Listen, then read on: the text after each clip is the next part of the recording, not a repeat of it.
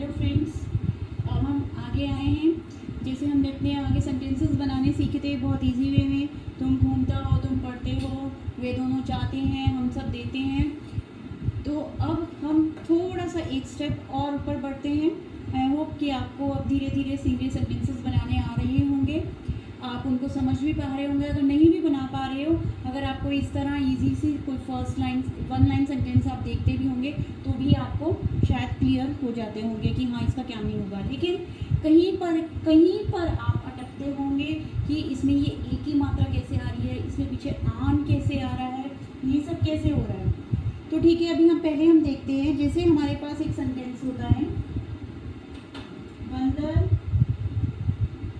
पेड़ पर बैठा है। हमने सेंटेंस लिया है बंदर पेड़ पर बैठा है। तो हम जानते हैं बंदर, इसको हम संस्कृत में क्या बोलेंगे? वानरः। पेड़ को हम संस्कृत में क्या बोलेंगे? वृक्षः। और बैठा है के लिए क्या बोलेंगे? उत्तिष्ठति। उत्तिष्ठति क्यों?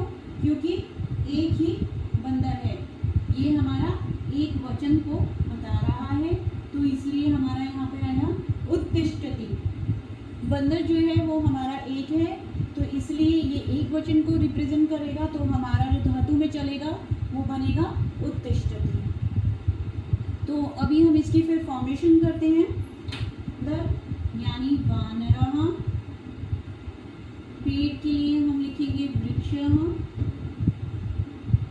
उत्तिष्ठति।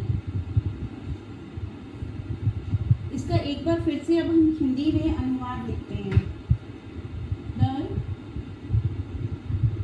पेड़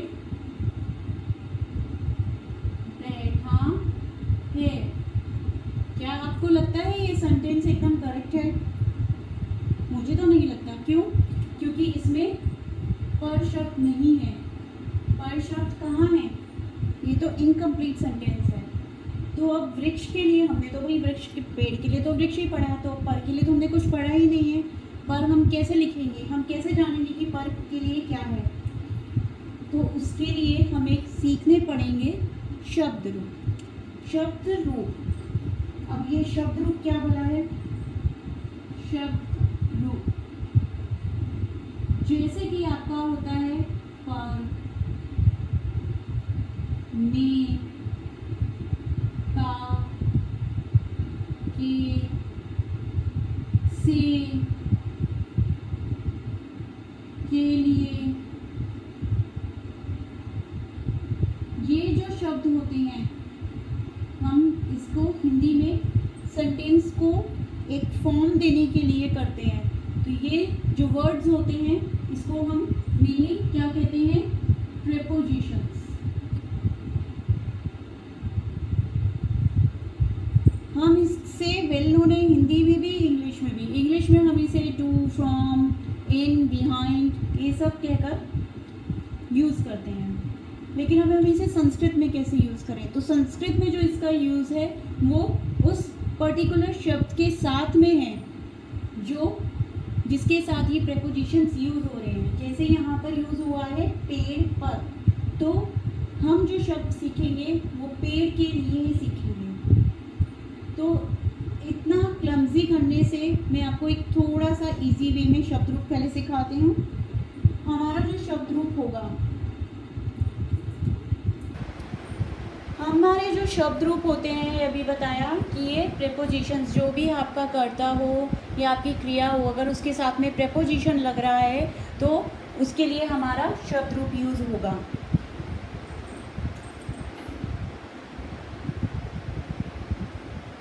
कर्ता या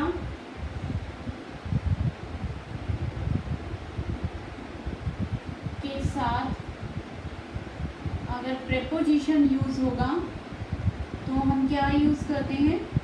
शब्द रूप। शब्द रूप सीखने से पहले एक चीज़ बहुत अच्छी तरह से आपको बाय हार्ट लर्न कर लेनी है। वो क्या है?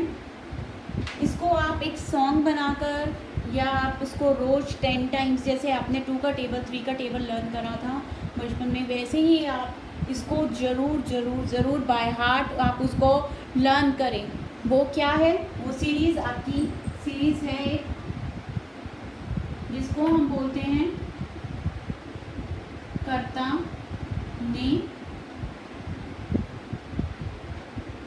कर्म को करण से या के द्वारा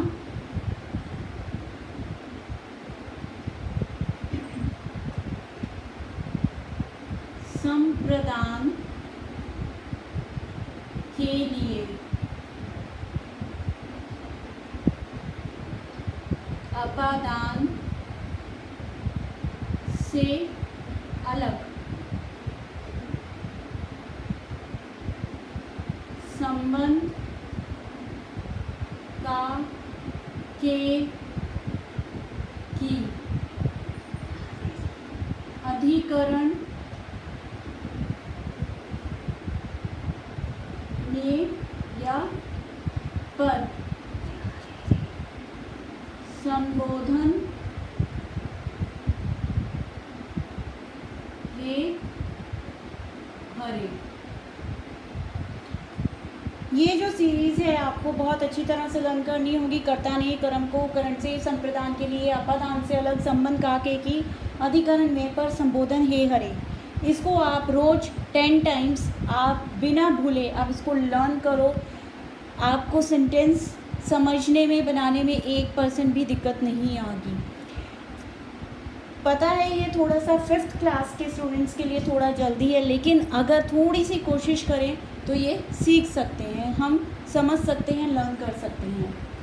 अब इसके बाद ये कहाँ यूज़ होता है, ये आपने क्यों करवाया, ये आपको इसका जो यूज़ है आगे चलकर थोड़ी सी देर में पता चलेगा। अब हम आते हैं अपने शब्द रूप पर।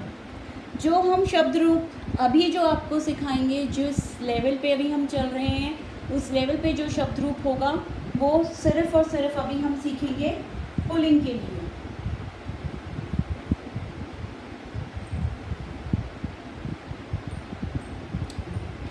बालक का या राम का शब्द रूप हम लेंगे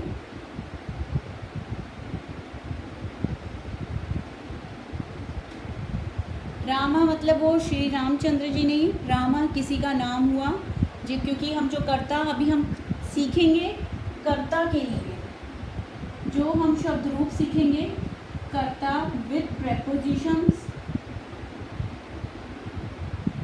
और कर्ता में भी हम सीखेंगे पुल्लिंग के लिए। पुल्लिंग में भी हम जो सीखेंगे अकारांत सीखेंगे। अब ये अकारांत क्या है, थोड़ा सा अकारांत के बारे में बता देती हूँ।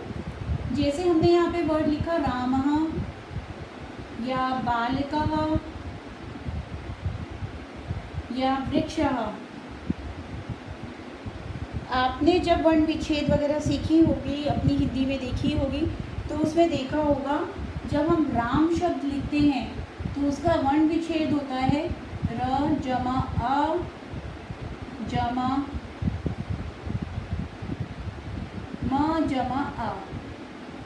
तो इसमें जो लास्ट में आता है वो अ आता है। ऐसे ही अगर हम बालक के लिए देखें तो ब जमा आ जमा ल जमा आ जमा क जमा आ, इसमें भी हमारा आ आता है। वृक्ष में भी हमारा जो आखिरी में आएगा वो आ आता है, तो इसलिए हम इसको कहते हैं अकारांत। तो अभी जो हम सीखेंगे सबसे इजी है, सबसे ज़्यादा यूज़फुल भी है, और वो होगा हमारा अकारांत के लिए शब्द रूप। तो अभी हम शब्द रूप जो सीखेंगे वो सीखेंगे राम का। इसके लिए भी हमने जैसे पहले करा है एक वचन, द्विवचन और बहुवचन। इसमें हमारी होती है विभक्ति। विभक्ति एक तरह से आप विभक्ति को हम एक तरह से काउंटिंग की तरह ले सकते हैं। हमारी इसमें आती है पहले प्रथमा विभक्ति, दूसरी आती है द्वितीया, तृतीया, चतुर्थी, पंचमी, षष्ठी,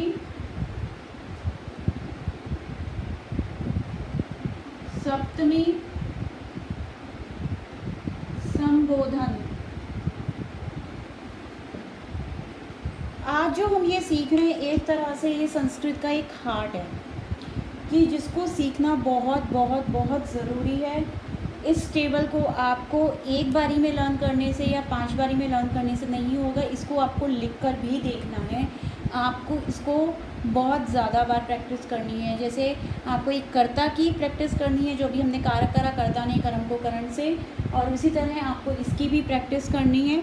जब आप ये सीख जाओगे, जब आप ये बिल्कुल अच्छी तरह लर्न कर लोगे, हम इससे रिलेटेड कुछ सेंटेंस भी देखेंगे और मैं आपको हर वर्ड का एक एक वर्ड का मीनिंग बताऊंगी। ये शायद किसी बुक में भी नहीं मिलता कि वर्ड का क्या मीनिंग है। वहाँ पे भी सिर्फ एक वचन, द्विवचन, बहुवचन दे दिया जाता है, प्रथम विभक्ति द्वितीय विभक्ति के शब्द दे दिए जाते हैं, लेकिन वर्ड टू वर्ड मीनिंग नहीं बताया जाता है। हमारा मोटिव यही है कि संस्कृत को बिल्कुल ईजी बना दो, हर वर्ड का मतलब बता दो, हर चीज़ को बोलो। पहला आएगा हमारा रामः, द्विवचन में हम इसको बोलेंगे रामौ, बहुवचन में बोलेंगे रामा। हमारा ये पहला आया रामः, रामौ, रामः। द्वितीय में आएगा ये रामम, द्विवचन में रामौ, बहुवचन में रामा।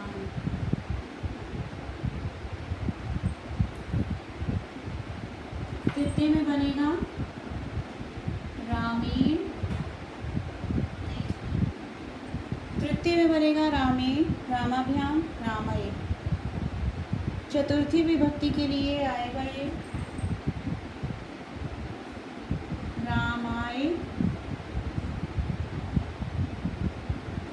रामाभ्याम,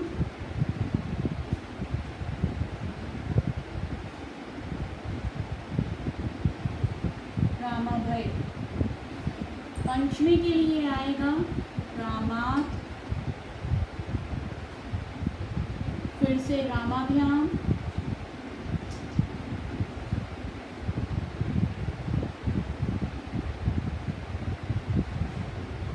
रामाभय। षष्ठी विभक्ति के लिए आएगा रामस्य, रामयो,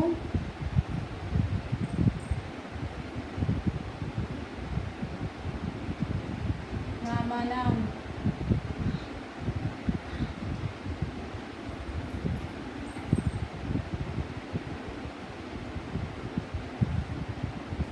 सप्तमी के लिए आएगा रामे, रामयो,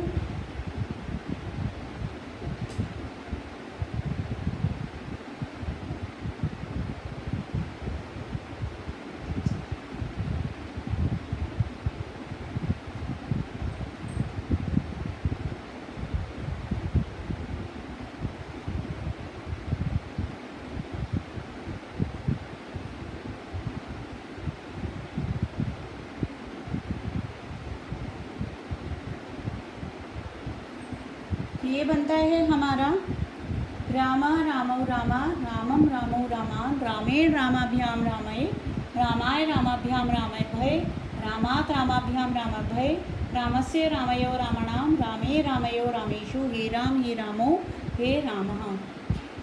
बच्चों, ये जो टेबल है या ये जो शब्द रूप है आपको बहुत बहुत अच्छी तरह लर्न करने हैं। आप पहले प्रथम से लेकर पंचमी तक लर्न करो, फिर षष्ठी, सप्तमी, संबोधन को एक साथ लर्न करो। आपको बहुत जल्दी लर्न होंगे। इसको आपको रोज़ रोज़ लिख कर देखना है।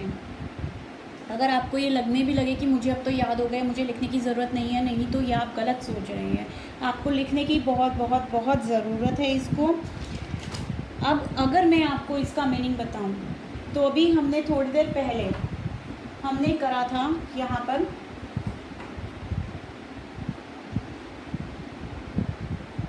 कर्ता ने, यहाँ पे हमने करा था कर्म को करण से संप्रदान के लिए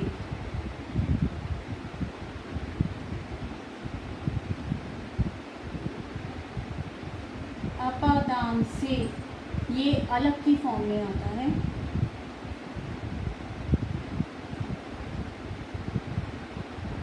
संबंध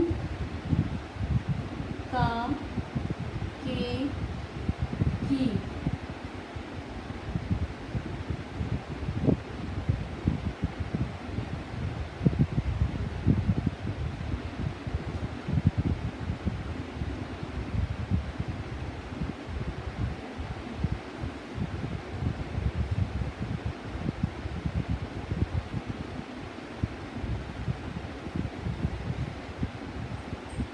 इसका मीनिंग कैसे करेंगे अब हम? यहाँ पे लिखा है कर्ता ने कर्म को, तो ये भी हमारा जो है विभक्ति के साथ में चलता है।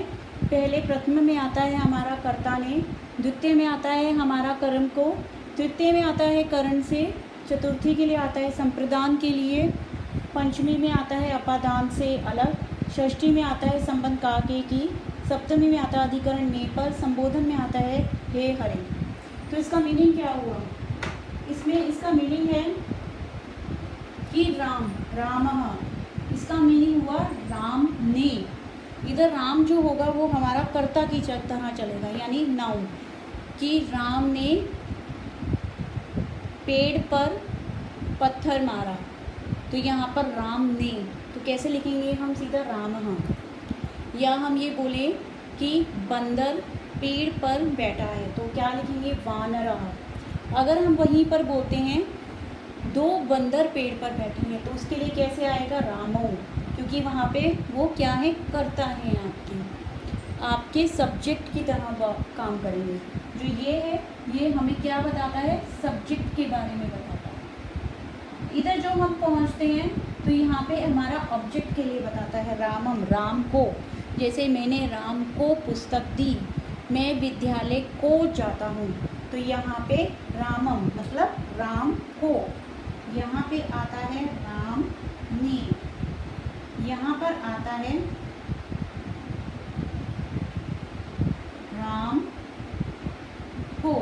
वहीं पर अगर द्विवचन हो जाते हैं तो वो होता है दो राम को, या दो बंदरों को, या दो मोरों को।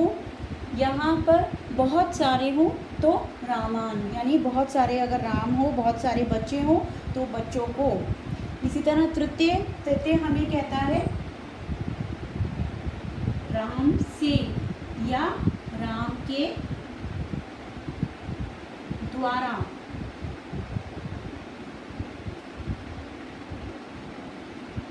चतुर्थी में हमारा बताता है राम के लिए, राम के लिए खाना लाओ, पिताजी मेरे लिए पुस्तक लेकर आए, तो उसके लिए क्या लिखेंगे हम? चतुर्थी विभक्ति का प्रयोग करेंगे। पंचमी विभक्ति में आएगा हमारा राम से। अभी हमने तृतीय में भी करा से, तो लेकिन यहाँ पे जो ये से है, ये हमारा विद के लिए है। यहाँ पे जो है ये हमारा यहाँ पे अलग हो रहा है। जैसे बच्चे विद्यालय से आते हैं, तो यहाँ पे बच्चे जो है विद्यालय से अब अलग हो रहे हैं, तो विद्यालय में जो यहाँ पर जो विभक्ति लगेगी वो पंचमी लगेगी, ना कि तृतीय लगेगी। अभी जैसे ही हम सेंटेंसेस करेंगे तो ये आपको और क्लियर हो जाएंगे। षष्ठी में आता है राम का, या राम के, या राम की। राम की पुस्तक मुझे दे दो, तो उसके लिए हम किसका प्रयोग करेंगे? षष्ठी विभक्ति का प्रयोग करेंगे।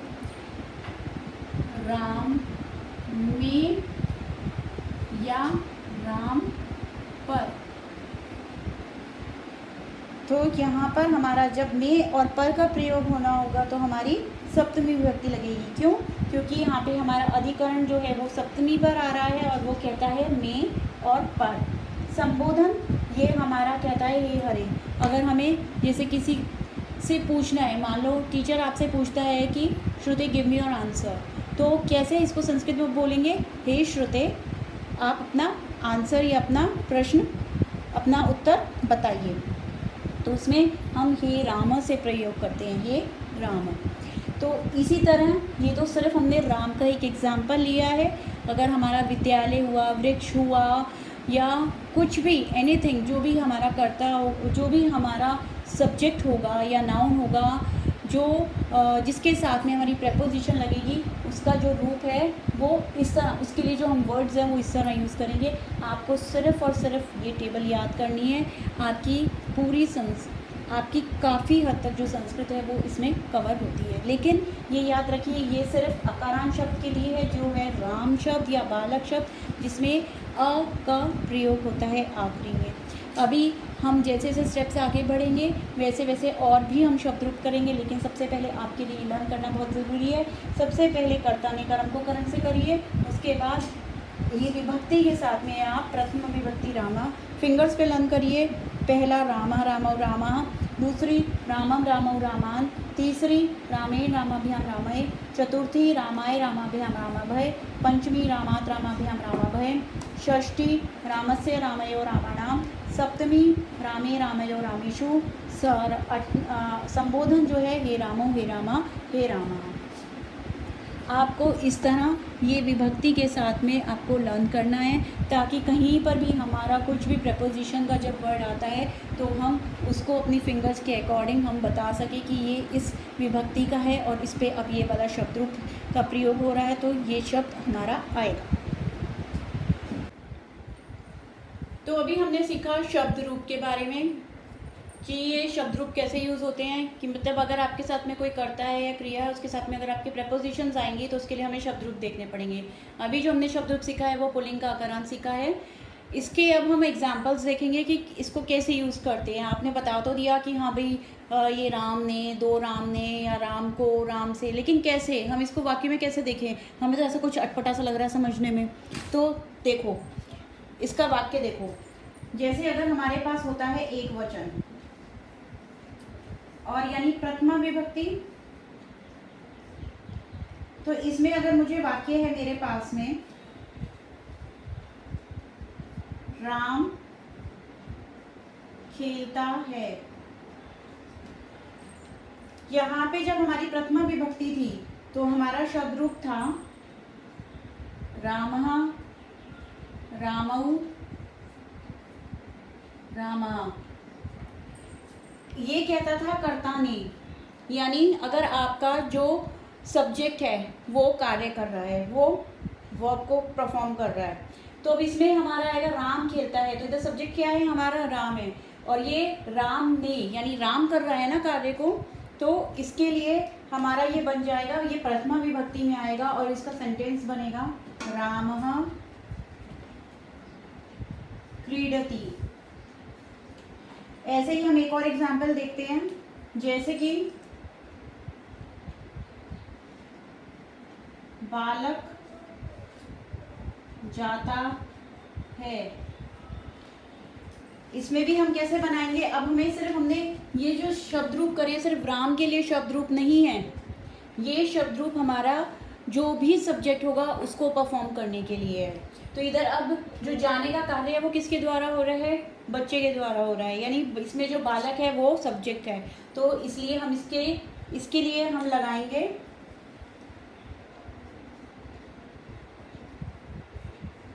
बालकः गच्छति। एक बालक है इसलिए यहाँ पर आएगा गच्छति।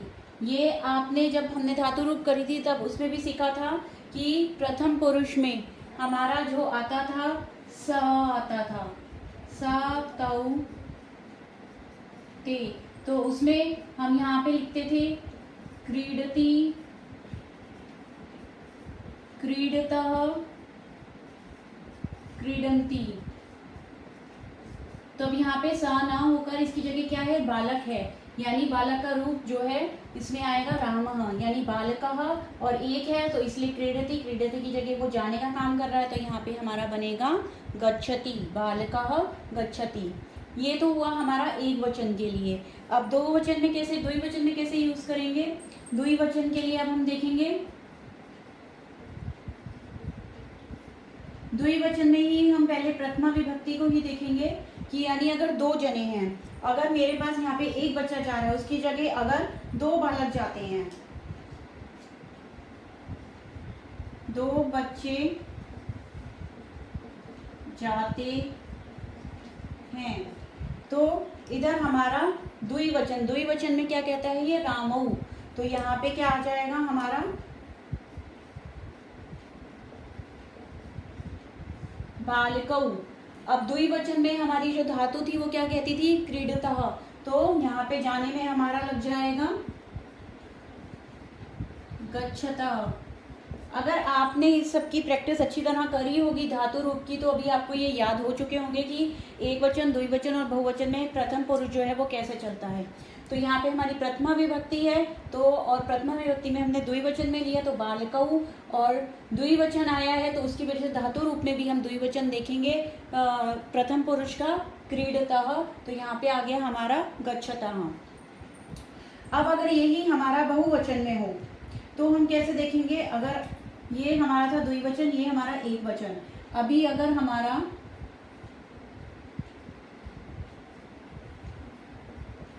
बहुवचन का वाक्य हो, बहुवचन के वाक्य में अब हम कैसे देखेंगे कि बच्चे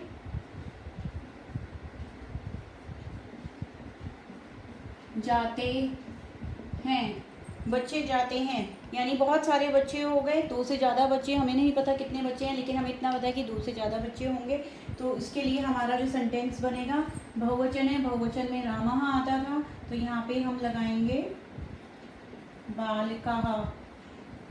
बहुवचन में क्रीडन्ति आता था, तो यहाँ पे हमारा लग जाएगा गच्छन्ति। बच्चे खेलते हैं, तो उसके लिए कैसे लिखेंगे,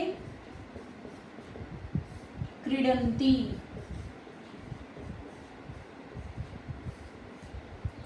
बालकाः गच्छन्ति, बच्चे जाते हैं, बालकाः क्रीडन्ति, बच्चे खेलते हैं।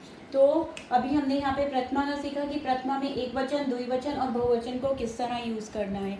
इसी तरह अगर अभी हम देखें हमारा द्वितीय विभक्ति के लिए, अभी अगर हम देखें अपनी द्वितीय विभक्ति, द्वितीय विभक्ति हमारी क्या कहती है, यहाँ पे था रामः, रामौ, रामः, फिर था रामम,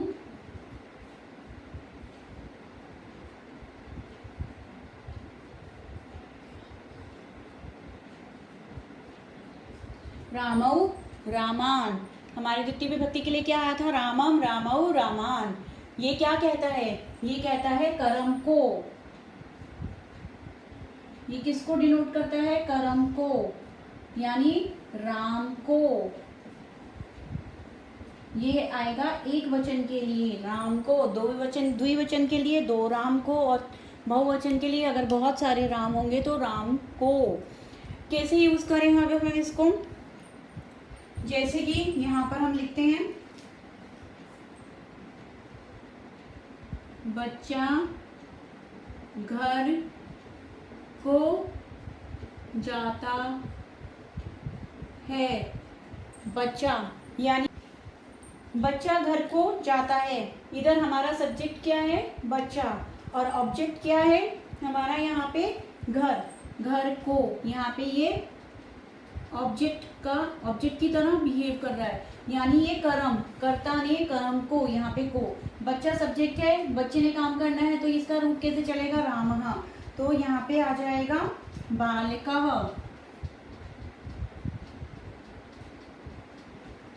घर को यानी कर्ता ने कर्म को, यहाँ पे हमारी क्या लगेगी, द्वितीय विभक्ति लगेगी, तो वो क्या कहता है, रामम। तो यहाँ पे घर की जो संस्कृत होती है, घर की संस्कृत हमारी क्या होती है, घर को हम कहते हैं गृह, गृहम।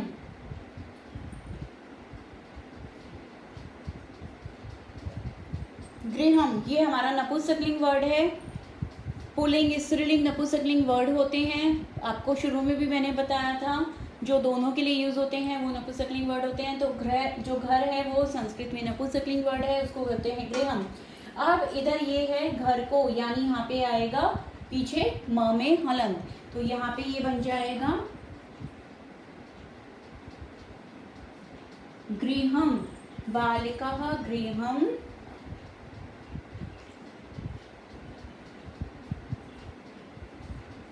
गच्छति।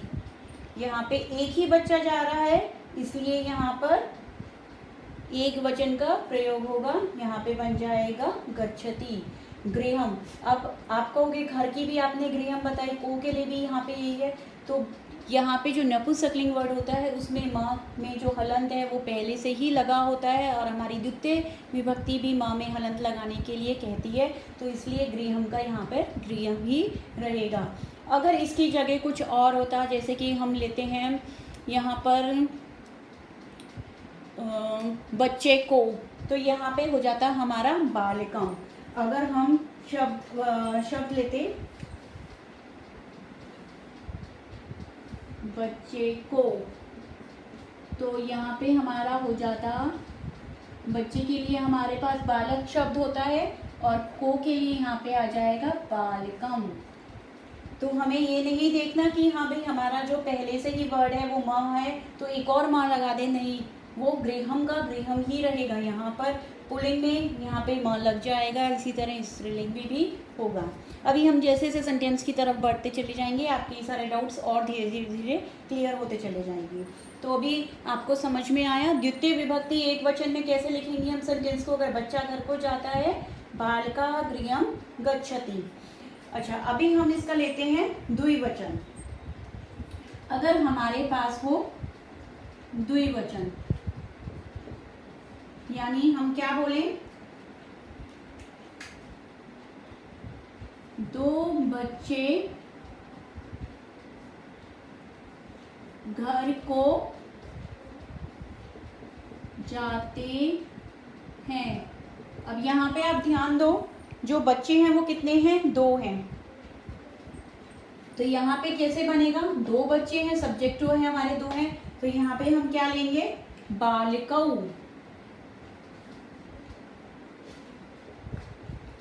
घर को, अब एक ही घर को जा रहे हैं तो हम क्या लिखेंगे, गृहम। अगर वो दो घर को जा रहे होते हैं, अगर हम ये बोलते दो बच्चे दो घर को जाते हैं, तो हमारा क्या बन जाएगा, गृहो। अच्छा, दो बच्चे जा रहे हैं तो यहाँ पे हमारा द्विवचन हुआ। द्विवचन के लिए हमें पता है क्रीडता आता है, तो यहाँ पे जाने के लिए क्या बन जाएगा, गच्छता। जो आपका वर्ब है वो टोटली डिपेंड रहेगा सब्जेक्ट पर। जैसा जितने प्लूरल जितने भी आपके वचन में सेंटेंस सब्जेक्ट होगा, हाँ, उतना ही वो वचन जो है, आपका जो धातु है वो आपकी उसी के हिसाब से या उसके अकॉर्डिंग चलेगी। अब अगर हमारे पास होता दो बच्चे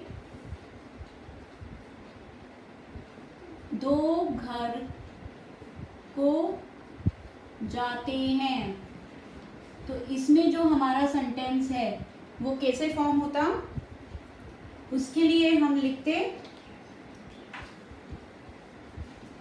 बालिकौ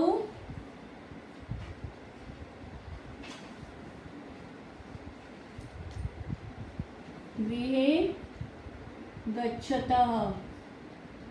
यहाँ पे हमारा थोड़ा सा चेंज आता है, क्योंकि हमारा जो नपुंसकलिंग है उसमें बनता है गृहे। उसका रूप कुछ इस तरह होता है, गृहम, गृहे, गृहाणि। ये एक वचन को बताता है, ये द्वि को बताता है और ये बहु को बताता है। ये एक्चुअली में हमारा क्या है, नपुंसकलिंग है, इसलिए इसका रूप हल्का सा चेंज होता है। तो यहाँ पे बन जाता है बालिकौ गृहे गच्छतः। हम कोई दूसरा सेंटेंस लेते हैं जिसमें हमारा आता है पुलिंग कोई शब्द आता है, उससे आपको और ज़्यादा क्लियर होगा। अभी हम दूसरा एग्जाम्पल देखते हैं जिसमें कि आपको समझ में आ जाएगा कि द्विवचन के लिए, द्वितीय विभक्ति के द्विवचन के लिए कैसे प्रयोग करना है। जैसे कि अभी हमारे पास एक एग्जाम्पल है, सेवक दो घोड़ों को भोजन देता है। सेंटेंस देखने में बहुत बड़ा लग रहा है ना, कितना बड़ा सेंटेंस है, इसके कैसे करेंगे, अभी तुमने कुछ भी नहीं सीखा। सेवक, इसकी संस्कृत पहले देखते हैं। कुछ नहीं करना, अगर आपको संस्कृत में कोई वर्ड का मीनिंग नहीं आ रहा हो, आप हिंदी में उसका वर्ड लिखो और पीछे विसर्ग लगा दो। लेकिन इसका जरूर ध्यान रखना कि वो पुल्लिंग है, स्त्रीलिंग है या नपुंसकलिंग है। सेवक जो है वो हमारा पुल्लिंग है, यहाँ पे लगाओ सेवकः। घोड़ा, उसको कहते हैं हम अश्व। आप अपनी एक डिक्शनरी भी बना सकते हो जिसमें आप इन वर्ड्स के मीनिंग भी लिख सकते हो अलग से। भोजन,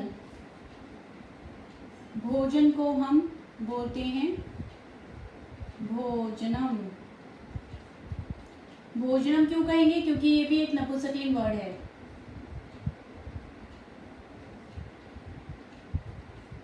देता शब्द के लिए आता है, पहले भी बताया था मैंने,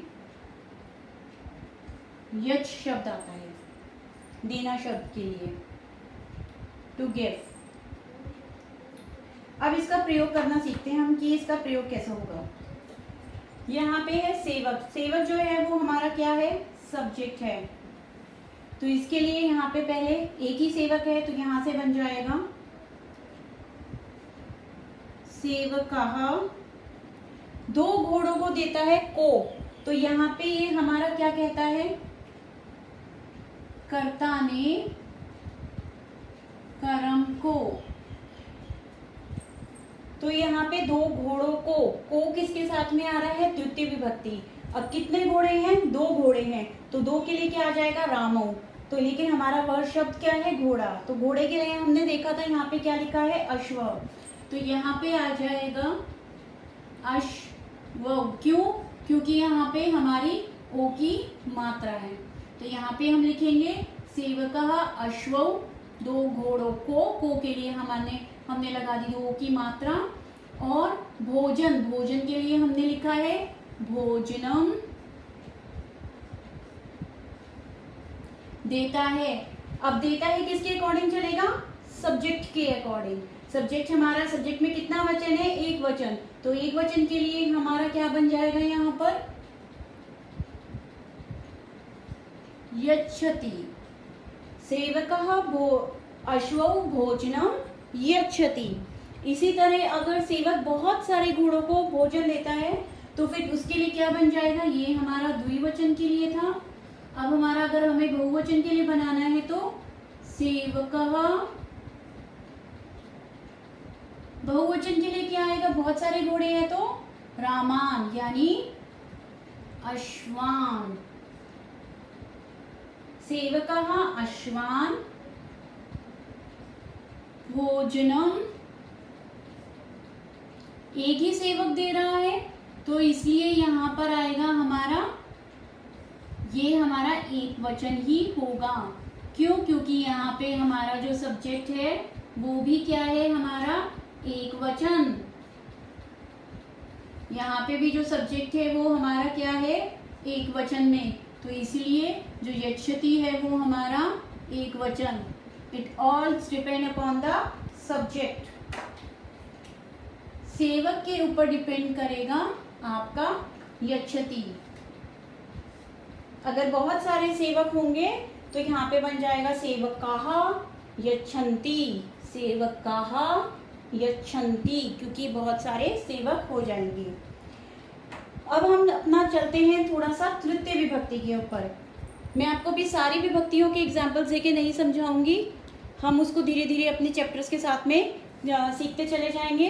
थोड़ा सा एक सिर्फ तृतीय विभक्ति का एक वचन और सप्तमी विभक्ति का एक वचन के बारे में बताऊंगी, क्योंकि ये बहुत ज़्यादा हमारे चैप्टर्स में यूज़ होते हैं।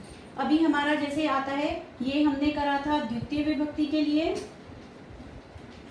अभी हमारा आएगा तृतीय विभक्ति के लिए। तृतीय विभक्ति में अगर हम देखें तो हमारा सेंटेंस है, बच्चा गेंद से खेलता है। तो ये सबसे पहले तो ये हमें दिखाई दे रहा है कि कितने बच्चे हैं, एक। तो इसलिए यहाँ पे भी कौन सा वचन लगेगा, एक वचन। अब इन सब की संस्कृत क्या है, बच्चे की संस्कृत क्या होती है, बालिकः। गेंद की संस्कृत क्या होती है, कंदुकम। ये भी हमारा कैसा शब्द है, नपुंसकलिंग शब्द है। और खेल की संस्कृत क्या होती है, क्रीड धातु का प्रयोग होता है इसमें। तो हम सेंटेंस फॉर्म करेंगे, इसमें हमारा क्या सेंटेंस बनेगा,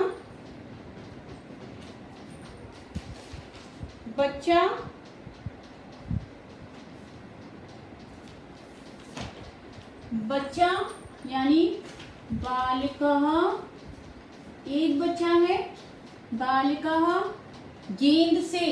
अब इसमें हमारी तृतीय विभक्ति, ये क्या कहता है, कर्ता ने कर्म को करण से यानी से इसमें किसके साथ आया है, तृतीय विभक्ति में। ये हमारा होता है विद के लिए, विदाउट के लिए आपको याद है ना किसका होता है, पंचमी विभक्ति। ये विद के लिए होता है। तो यहाँ पे हमारी तृतीय विभक्ति लगेगी यहाँ पे। और गेंद कितनी है हमारी, एक गेंद है, तो इसलिए हम इसका एक वचन का प्रयोग करेंगे। बच्चा गेंद से खेलता है, तो यहाँ पे हमारा जो शब्द हो जाएगा, बालिका कंदुकेन। यहाँ से जो इसका नपुंसकलिंग जो शब्द बता रहा था कि ये नपुंसकलिंग है, ये हट जाएगा और उसकी जगह क्या आ जाएगा, ई। तो किसी शब्द में आपका ड़ लगता है और किसी में ना लगता है, उसके लिए आपको थोड़ी सी संधि सीखने की ज़रूरत है कि किस में ड़ आता है, क्योंकि किसी शब्द के वियोग और आने पर, मिलने पर वो जो शब्द है वो आपका चेंज हो जाता है। तो यहाँ पे आ जाएगा कंदुकेन, एक जना खेलता है, एक बच्चा खेलता है, तो क्रीडति, बालिका कंदुकेन क्रीडति। अब इसी तरह अगर हम सप्तमी में देखें, अगर दो बच्चे खेलेंगे, बच्चे गेंद से खेलते हैं, तो बालिका, दो बच्चे खेल रहे हैं तो दो बालिकाओं कंदुकेन क्रीडतः। और अगर एक ही बहुत सारे बच्चे बहुत सारी गेंदों से खेल रहे हैं, तो बालिकाः बहुवचन में रामई, तो बन जाएगा कंदुकई क्रीडंती। आप घबराओ मत, इस सब का जो प्रयोग है हम धीरे धीरे अपने चैप्टर के थ्रू सीख लेंगे। उसमें आपको हर शब्द का, हर धातु का, कि ये धातु इसके साथ में ऐसे क्यों लगी है, इस शब्द में ये वाला शब्द रूप क्यों प्रयोग हुआ है, सब कुछ आराम से सिखाया जाएगा। अभी अगर हम अपनी एक सप्तमी विभक्ति का और प्रयोग करके देखते हैं, अगर हमारी होगी सप्तमी विभक्ति,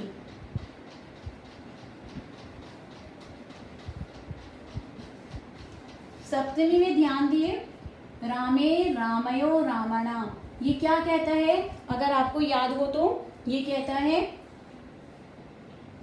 अधिकरण में पर, यानी अधिकरण में पर, राम में या राम पर। तो अगर मुझे इसके लिए अभी कोई एक सेंटेंस देखना है, तो हमारे पास सेंटेंस आएगा, पेड़ पर बैठा है, बंदर पेड़ पर बैठा है। बंदर की आपको सबको पता है, बंदर को हम क्या बोलेंगे, क्योंकि हमने पहली वीडियो में भी इसका मीनिंग बताया था, इसका संस्कृत ट्रांसलेशन बताया था। बंदर को बोलते हैं वानरा, पेड़ के लिए आएगा आपका वृक्षः,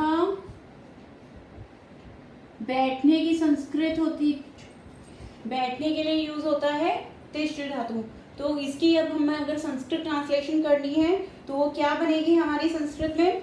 बंदर पेड़ पे बैठा है, बंदर के लिए वानरा, क्योंकि एक ही बंदर है, यहाँ पे बंदर कितने हैं? एक बंदर है, तो यहाँ पे बैठा है के लिए एक वचन लगेगा आपका।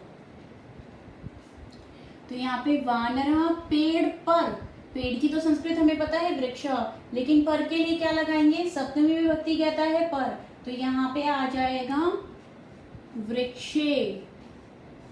जब भी एक ही मात्रा किसी शब्द में देखो तो सीधा लिख दो में या पर, सेंटेंस के अकॉर्डिंग उसको बनाओ और देखो उसमें में लगेगा या पर लगेगा, उसके अलावा कोई भी प्रेपोजिशन आपका वहां पे यूज नहीं होगा। तो अब आएगा हमारा यहाँ पर वानरे, वृक्षे, और एक है तो तिष्ठति। दो बंदर बैठे होते तो वानरौ वृक्षे तिष्ठतः। ये एक वचन के लिए, ये द्वि के लिए, और बहु के लिए क्या बनता? वानरः वृक्षे तिष्ठन्ति। इसका अर्थ हुआ बंदर पेड़ पर बैठे हैं, यानी बहुत सारे बंदर पेड़ पर बैठे हैं। आप अब इसकी प्रैक्टिस करिए, रोज प्रैक्टिस करिए, और जब आपको थोड़े थोड़े चाहे छोटे छोटे आपको सेंटेंस बनाने इससे आ जाएंगे। अब नेक्स्ट वीडियो में जो हम लेंगे वो अपने डीएवी की सुरभि कक्षा 5 का पहला पाठ लेंगे, उसमें जिसका नाम है आपका मधुर प्रभात वेला।